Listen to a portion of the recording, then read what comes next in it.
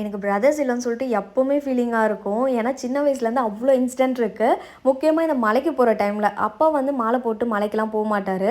So அண்ணனோ தம்பியோ இருந்தால் போவாங்கல்ல, நல்லாயிருக்கும்ல அப்படின்லாம் எனக்கு தோணும். என் ஃப்ரெண்ட்ஸ்லாம் கொஞ்சம் வெறுப்பேற்றுவாங்க. பட் மேரேஜ்க்கு அப்புறம் மோகன் வருஷம் வருஷம் மலைக்கு போகிறத பார்த்துட்ருக்கேன். இந்த வருஷம் வந்து நாளைக்கு கிளம்புறாங்க.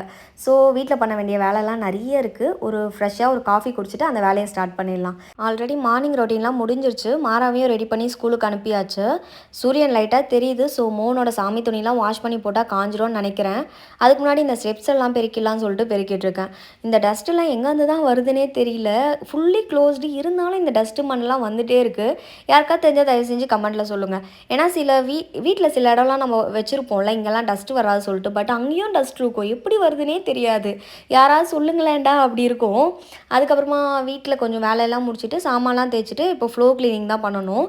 நான் எப்போவுமே அந்த ஃப்ளோர் துடைக்கிற லிக்விடோடு சேர்த்து, எப்போவுமே இல்லை மேரேஜுக்கு அப்புறம், அந்த லிக்விடோடு சேர்த்து கொஞ்சம் மஞ்சத்தூள் கற்பூரம் போட்டு தான் துடைப்பேன். இது வந்து எங்கள் அத்தை சொல்லி கொடுத்தது. மேரேஜுக்கு அப்புறம் இதை தான் நான் ஃபாலோ பண்ணிகிட்ருக்கேன். அதுக்கப்புறமா மோகன் வந்து சாமி கும்பிட்டு ஆஃபீஸ் கிளம்புனதுக்கப்புறம் பூஜை சாமான் எல்லாத்தையுமே எடுத்து போட்டு நம்ம அகைன் வாஷ் பண்ணணும்.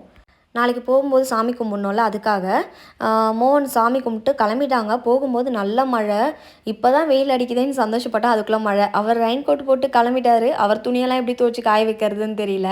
சரி ஒரு தோசை சுட்டு சாப்பிட்டு யோசிக்கலாம்னு சொல்லிட்டு அதுக்கப்புறம் துணியெல்லாம் துவைக்க போட்டுட்டேன். கொஞ்சம் மழை நின்னா காய போட்டுடலான்னு. அதே மாதிரி கொஞ்சம் ஸ்டாப் ஆச்சு. பட் போட்டுட்டு கீழே வரத்துக்குள்ளே நல்ல மழை. வர்ண பகவான் வேலையை காட்டிட்டார். எங்கள் அத்தையும் பூஜை சாமான்லாம் எடுத்து போட்டு வாஷ் பண்ண ஆரம்பிச்சிட்டாங்க. நான் வரும்போது அவங்கள பின்னாடிலாம் கொசு கடிச்சிட்டு இருந்தது. நான் தான் வந்து ஃபேன் போட்டு விட்டேன். எங்கள் அத்தை எப்படியோ 1 ஹவர்லேருந்து 2 ஹவர்ஸ் உட்காந்து நல்லா வாஷ் பண்ணுவாங்க. அதனால தான் இவ்வளோ பளிச்சிட்ருக்கு. அதனால தான் இந்த வேலைக்குள்ளே நான் போகிறதே இல்லை, தலையேடுறதில்ல. ஸோ இந்த டியூட்டி ஃபுல்லாக அத்தை பார்த்துப்பாங்க. அதுக்கப்புறமா நான் லாகின் பண்ணுறதுக்கு 1 ஹவர் தான் டைம் இருக்குது. கொஞ்சம் எடிட்டிங் ஒர்க்லாம் இருக்குன்னு சொல்லிட்டு மேலே வந்துட்டேன். எங்கள் மாமா அடிக்கிற மழைக்கு நல்லா சுட சுட இந்த ஸ்வீட் போண்டா வாங்கிட்டு வந்தாரா, அதை சாப்பிட்டுட்டே அப்படியே பால்கனியில் நின்று இந்த மழையை ரசிச்சிட்டு இருந்தேன். இதுக்கப்புறம் எங்கள் எடிட்டிங் ஒர்க் பண்ணுறது லாகின் பண்ண டைம் ஆயிடுச்சு, கிளம்பிட்டேன்.